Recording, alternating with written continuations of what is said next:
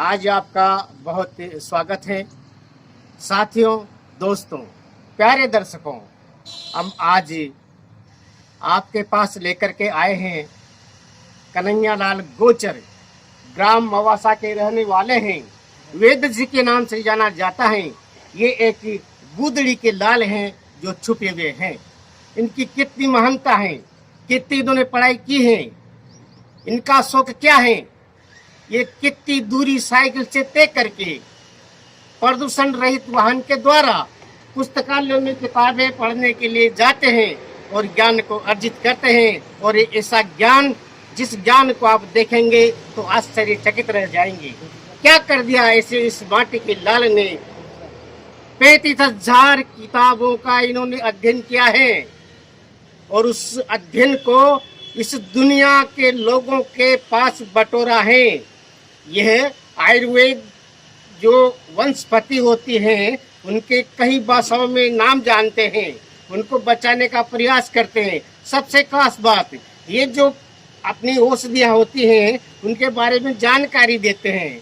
वो उनमें क्या गुण है इसके बारे में बताते हैं। लेकिन उस आदमी ने इसको कभी पैसा नहीं बनाया है, पैसे में नहीं बेचते हैं और इलाज की गारंटी नहीं देते हैं। सिर्फ इनका नाम हो औषधियों का और लोग जाने कि जो हमारी परंपरा रही है भारत की वेद काल से, और ये परंपरा निभा रहे हैं। और कितना हौसला है, अभी भी कितनी स्फूर्ति शरीर में है।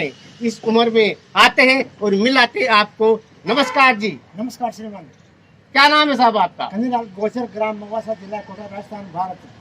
जी, तो आपके बारे में बहुत सारा मैंने सुना है, देखा है कि आप आयुर्वेद के बारे में जो काम कर रहे हैं। जी, तो मैं तो एक किसान आदमी हूँ। गाँव में 5 से पास किया है, मवासा गांव, कोटा, राजस्थान में। लेकिन मैं ये ईश्वर की कृपा है, गॉड गिफ्ट है, जो मैंने आयुर्वेद की बुक्सें पढ़ी है जी। और मैंने खेती किसानी करके भी मतलब कोटा के बड़े बड़े रियासत काल के पुस्तकालय में पढ़ाई की है।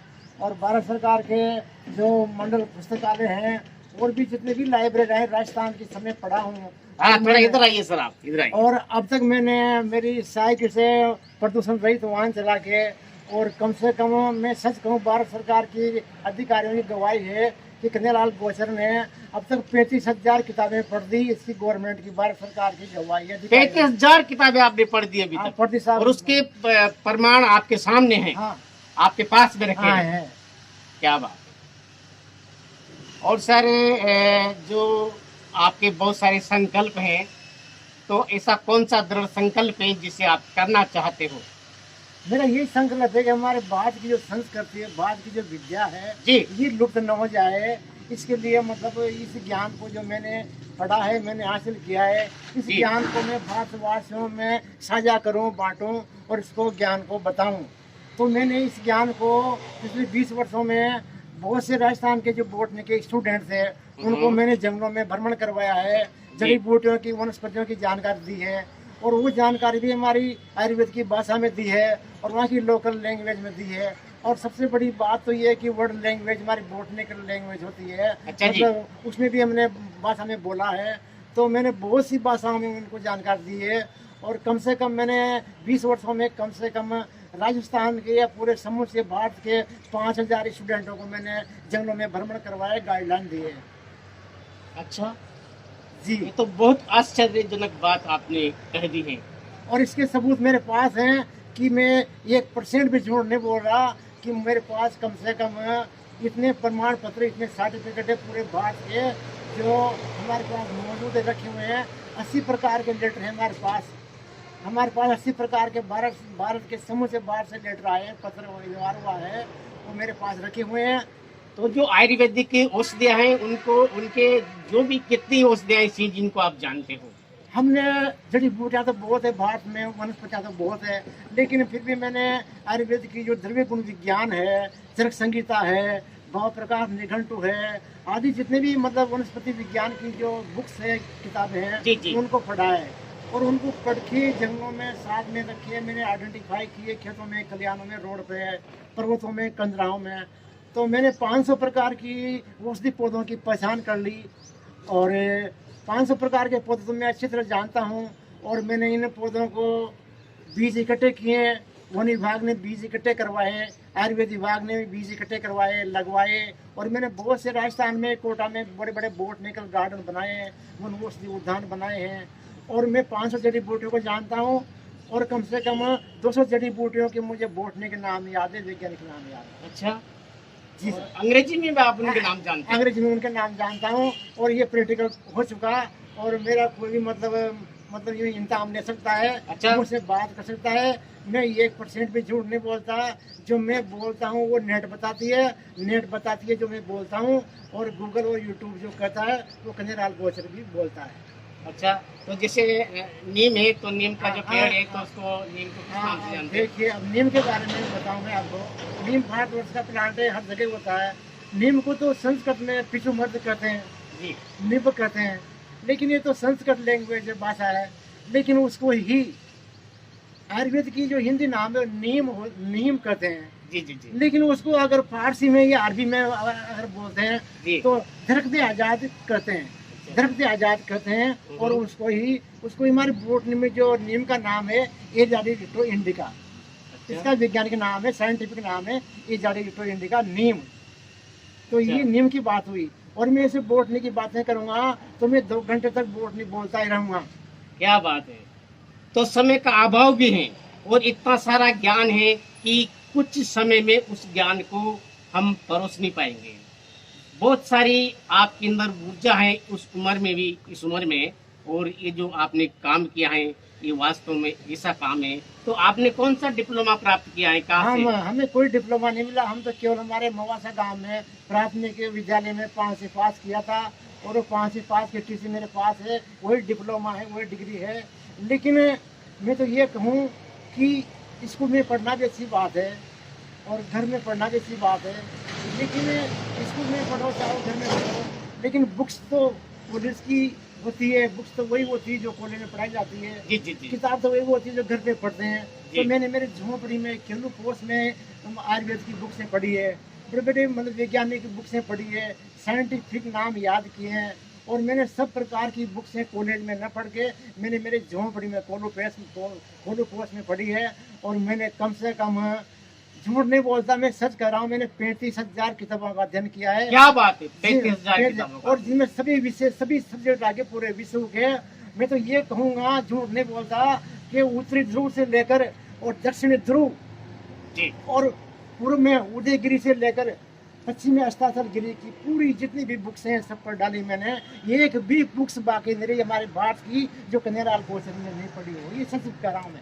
अच्छा, तो सर कन्हैयालाल जी, आप घर का काम भी संभालते हो, खेती बाड़ी भी करते हो, या फिर इन्हीं किताबों में समय देते हो, तो फिर आपका जीवनोपार्जन कहाँ से होता है? जी। क्या आप घर को संभाल करके भी उसमें से समय निकाल करके साइकिल से किताबें पढ़ने के लिए चले जाते हैं? ऐसा तो मुझे लग नहीं रहा है। क्या ऐसा समय आप कैसे निकाल लेते हो? मैं भी एक गृहस्थी आदमी हूँ, मेरे बच्चा बच्ची है, मेरी भी खेती बाड़ी है, मेरे भी गाय भैंस हैं। लेकिन मैंने मेरे जीवन में बच्चा बच्चियों का भी पालन पोषण किया है, उनकी थोड़ा इधर आइए। शादी ब्याह भी किए हैं। जी, जी। और मैंने मेरी खेती बाड़ी को भी संभाला है, और मेरे मतलब समाज को भी मैं देखता हूँ, समाज में भी जाता हूँ। लेकिन इनकी सब इनके करते हुए बावजूद भी मैं मतलब मवासा गाँव से कोटा में पढ़ने जाता हूँ, समय निकालता हूँ, और वहाँ की लाइब्रेरी में पढ़ता हूँ, और वहाँ के अधिकारियों में बैठता हूँ, बड़े से बड़े अधिकारियों में बैठता हूँ। यहाँ तक कि मैं इससे से बड़े अधिकारियों में बैठता हूँ कोटा में जाकर, जी। बिल्कुल जैसे मान लो वन विभाग के DFO हुए, आयुर्वेद विभाग के बड़े बड़े डिप्टी डायरेक्टर हुए, जितने भी सब बैठता हूँ और पढ़ता हूँ।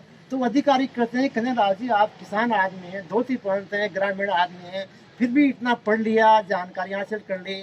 और मैंने वन विभाग में इतनी बड़ी बड़ी जड़ी बूटियों की प्रदर्शनी लगाई बड़े बड़े अधिकारियों के सामने, और आयुर्वेद विभाग में बड़ी बड़ी प्रदर्शनियां लगाई 500 जड़ी बूटियों की, और मुझे वहाँ से सम्मान मिला है, सर्टिफिकेट मिला है। मैंने पूरी मतलब गृहस्थी जीवन की जिम्मेदारी संभालते हुए भी मैंने मेरे जीवन में ये सब कुछ हासिल किया है। तो जो डॉक्टर्स हैं वो भी आपको मानते हैं और आपसे जानकारी लेते हैं। उनकी बहुत बड़ी पढ़ाई होती है, पढ़ाई के साथ लाखों रुपए उनकी तनख्वाह होती है, और वह इस काम को करते हैं। लेकिन आपने इतना काम किया है तो सरकार ने कुछ पद दिया होगा, या बहुत सारी राशि आपको सहायता के लिए दी होगी अभी तक? सहायता के लिए राशि तो जो भी कुछ सम्मान मिला है, लेकिन मेरा पद तो स्वयं सेवक पद है। आपको कोई इतनी बड़ी सरकार से सहायता नहीं मिली? सहायता लाख नहीं 2 मिली, लाख 10 लाख नहीं मिला। आज तक 1 लाख भी नहीं मिला, 50,000 भी नहीं मिला। केवल मुझे प्रमाण पत्र सर्टिफिकेट मिल जाते हैं और गोल्ड मेडल सिल्वर मेडल मिल जाते हैं। मुझे सहायता नहीं मिली, मुझे कोई मतलब आर्थिक सहायता तो नहीं मिली, लेकिन मैं खुश हूँ कि जो मैं कर रहा हूँ अच्छी बात है और इस ज्ञान को मैं बांट रहा हूँ। और मैं इसी जड़ी बूटियों की जानकारी हासिल करते हुए भी किसी का मैं इलाज नहीं करता, किसी से पैसे नहीं लेता। मैं तो इन जंगलों के संवर्धन के लिए, इन पेड़ पौधों को बढ़ावा के लिए, अब पर्यावरण के उत्थान के लिए कार्य कर रहा हूँ। देख के साथ चौंकाने वाली बात है, लोग छोटा मोटा काम करके पेड़ लगा करके अपना नाम बड़ा कर देते हैं जो गिनीज बुकों में लिखा जाता है। लेकिन एक ऐसे पास कन्हैयालाल गोचर जो ग्राम मवासा में रहते हैं, इतनी सारी जानकारी होने के बाद भी ये लोग लोकप्रिय नहीं है। ये अनदेखी बात है। और आप सभी से मैं निवेदन करता हूँ, लाइक करें, आप ऐसे व्यक्ति को शेयर करें। कितना जज्बा है और कितना कुछ जानते हैं लोग। अभी तक प्रशासन की नजर नहीं है, फिर भी ये संतुष्ट हैं अपने ज्ञान से और लोगों को सेवा देने से। ऐसा नहीं कि मुझे पैसा मिले, लेकिन मैं माटी की ललकार के इस चैनल के माध्यम से आप लोगों से निवेदन करता हूँ कि इस व्यक्ति को, जो छुपे हुए रुस्तम हैं, जिन्होंने एक ऐसा काम किया है, इन आदमियों को आगे कुछ सरकार सहायता दे या फिर इनके लिए कुछ ऐसा करे कि इनकी ललक और भी ज्यादा बढ़े और जो आयुर्वेद है जो खत्म होता जा रहा है वो बचे और नई नई औषधियों का उपयोग जो नहीं हो पा रहा है उनको करे। बहुत से ऐसे वैद्य हैं जो झूठी दवाइयों के नाम पर पैसे ऐंठ लेते हैं, लेकिन ये शख्स पैसे नहीं लेता है, दवाइयों के नाम बताता है और जानकारी भी दिखाते हैं। और भी अगली बार मिलते हैं और अनेक प्रकार के भी नीम के बारे में आपसे बात की है। बहुत से ऐसी औषधियां हैं जिनको आप भी जानते नहीं है और वो किस काम आते हैं। अगर आप सुनेंगे और इनसे जानेंगे तो दंग रह जाएंगे। मिलते हैं अगले शॉट में। एक बार और कहना चाहते हैं, सुनेगा। अभी मैं वर्तमान में हमारे राजस्थान सरकार के वन विभाग में जो कोटा में लव कुश वाटिका बनी है उसमें मैं कार्यरत हूँ। मुझे यहाँ के डेपो साहब ने मुझे उसमें कार्य के लिए नियुक्ति दी है और मैंने उस लव कुश वाटिका में जो 300 प्रकार की मेडिसिन प्लांट जड़ी बूटियाँ का रोपण कर दिया और वो लगा दी और वो जड़ी बूटियाँ चल रही है। उनके पौधे लगा दिए, उन पर नेम प्लेट लगा दी और उनको बोटनी वाले स्टूडेंट आते हैं, जानकारी हासिल करते हैं, पढ़ाई करते हैं और अपने ज्ञान का वर्धन करते हैं। तो मैंने 300 जड़ी बूटियाँ तो कोटा में लव कुश वाटिका में लगा दी और आगे भी जड़ी बूटियाँ लगाने का प्रयास जारी है। जी बहुत बहुत धन्यवाद। आपसे मुलाकात हुई और बहुत अच्छा लगा। फिर मिलते दोस्तों, साथियों, दर्शकों, फिर मिलते कन्हैयालाल जी के साथ और जानकारी देते हैं। नमस्कार।